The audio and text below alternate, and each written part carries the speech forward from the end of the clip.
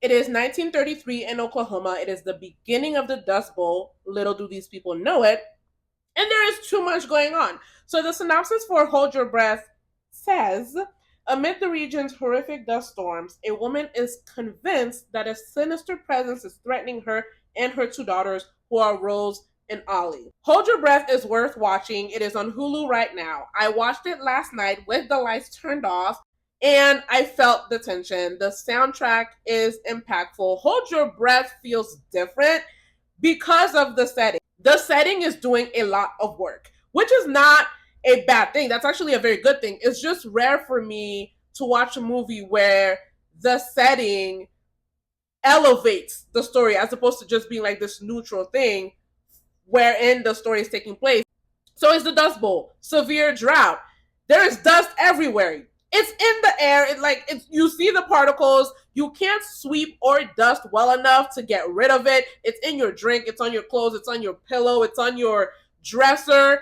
It is everywhere. It's in your damn lungs.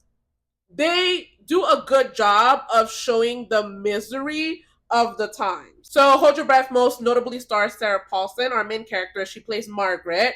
It also stars Amaya Miller, Annalie Ashford, Alona Jane Robbins, and Eben Moss Bachrach. When I saw him, I was like, is that cousin? Because I just started watching The Bear. So Eben makes a very impactful appearance, not just in terms of his acting, but in terms of the effect that he has on our girl Margaret over here. Margaret is stressed at all times. Like, she carries her stress in her face. And as the movie progresses, as you would expect, she deteriorates. Like, because she is responsible for keeping these two girls alive, and she is responsible for making something out of nothing in terms of their future. Because, like I said, the crops are dying, and she's not sure where nourishment is going to come from. If you haven't watched this yet, save this video and come back and let me know what you think, because I'm going to get into some spoilers in 5, 4, 3, 2, 1. I love how this movie develops. I love the way in which information is revealed. I went back to the beginning after it ended, and we open on the first few scenes are foreshadowing. Like, we open on a warning. Literally, the first scene is a warning, because Margaret is dreaming, right? But Rose is warning her sisters. She says, Ollie, Ada, mom is coming. Which, I'm talking to people who've already seen this. It's a warning because when things are climaxing, mom is coming means danger is coming. Mom's got a gun. Mom is trying and willing to kill us. She actually wants to kill us so we can go be with Ada. So I love that realization once I went back to the beginning. Margaret is in a dream. She's where she wants to be, which is with all of her daughters. However, it's notable to me on rewatch that I didn't rewatch the whole thing, just the first scene, but it's notable, I think, in every one of the dreams, correct me if I'm wrong, we never actually see her touching her daughters. She's always looking for them. She's happy, but there is distance between her and them, which is notable to me. And then in that first scene, the dream turns into a nightmare with Margaret caught in a dust storm, unable to breathe, which is, of course, how she meets her demise at the end of the movie. So Hold Your Breath, one thing I noticed is that it stays pretty close to Margaret's family. It doesn't really show us like community impact. Like, it's not a community type of movie, even though the Dust Bowl affected so many regions. It does zoom out just a little bit just to show us like Esther. The little bit that it does show us by using Esther is very impactful. You've got Esther, single mother.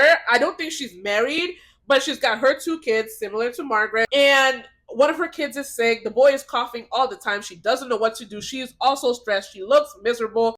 They show you where this situation is taking her in terms of like she dreamt of suffocating her kid just to have some peace of quiet because the coughing is driving her crazy. She's completely helpless and can't make anything better for her family. So she makes a desperate decision, hopeful decision, to leave, only to get caught in a dust storm and lose one of her kids. And she deteriorates mentally, neglects the one kid she has left, the sick kid, and is lying in bed to the point of developing bed sores on her back. And she gets her kid taken away from her. So like Esther is a sped up version of what Margaret is going through. Esther warns Margaret, like, you will become me, you will be me, you'll see. But it's like Margaret is actually already Esther. It's just not noticeable because on the outside she looks fine. It's not noticeable to us in the audience because we think she's just dreaming. Meanwhile, she's just having nightmares, but she's actually breaking with each dream that she has. Even though for whatever reason the movie does not emphasize Esther and Margaret's like family ties, it just very casually drops that they're related. I think maybe Esther is Margaret's husband's sister. Otherwise, I don't know. It's just really weird the way that like it's kind of like casual. But I think the degradation of Esther's family adds to Margaret's stress. Then Rose starts having respiratory issues, which I don't think Margaret understands that that's what it is, because she's bleeding. I mean, the doctor does say like, "Hey, the air is dry." She's triggered because she lost another kid who a first kid, her youngest kid, who got sick. Now Rose is having respiratory issues, so that adds that. I think that at that point she's hanging on by a ledge. Then, brother, what's his name? What's his name? I don't know. I'll catch it later. But he shows up and reveals himself to be who he is, and at that point, Margaret says goodbye to reality. She says reality is canceled.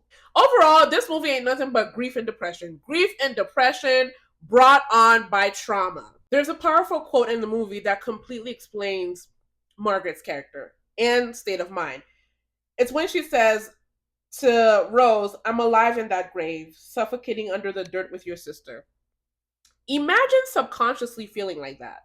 Like you're in the grave with your kid, you're under the dirt. And then dirt, aka dust, starts taking over your life. There are literal dust storms. The crops start dying.